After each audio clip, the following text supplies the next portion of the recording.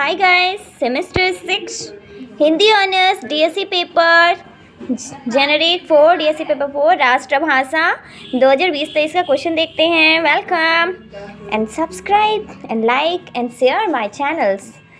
देखिए 20 मार्क्स का 2 क्वेश्चन आएगा। राजभाषा के रूप में हिंदी के स्वरूप को स्पष्ट कीजिए। राष्ट्रभाषा हिंदी के विकास में प्रमुख संस्थाओं के योगदान पर प्रकाश डालिए।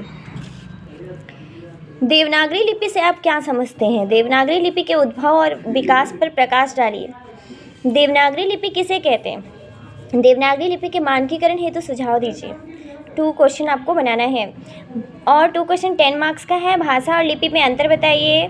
देवनागरी लिपि की विशेषताएं बताइए। हिंदी भाषा का मानकीकरण टॉपिक पे मतलब चर्चा करना है आपको। राष्ट्रभाषा के बिना राष्ट्र गूंगा है, ये स्पष्ट करना है कि हमारी राष्ट्रभाषा हिंदी के बिना ये भारत गूंगा है ना।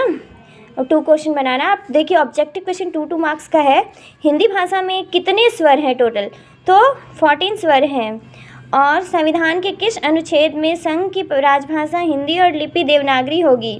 तो संविधान के 343 अनुच्छेद में के 1 में है ना, राष्ट्रभाषा हिंदी और लिपि देवनागरी होगी। देवनागरी लिपि में हर अक्षर के ऊपर क्या होता है?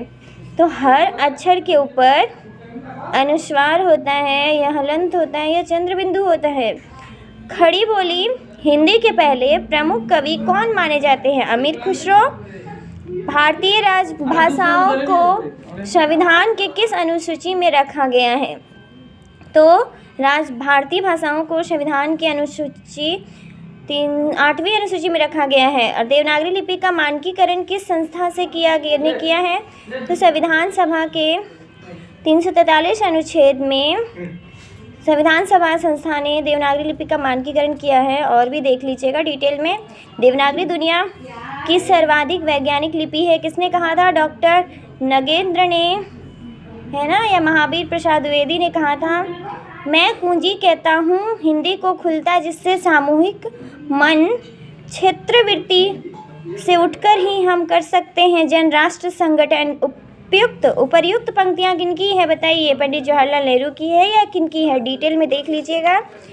नेक्स्ट है, वर्तमान में संविधान की 8वीं अनुसूची में कितनी भाषाओं का उल्लेख है? तो 22 भाषाओं का उल्लेख है। हमारी राजभाषा क्या है? तो हिंदी है।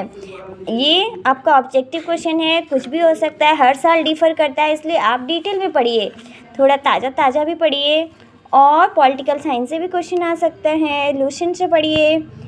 और इसे सब्सक्राइब लाइक्स ज़रूर कीजिए। धन्यवाद।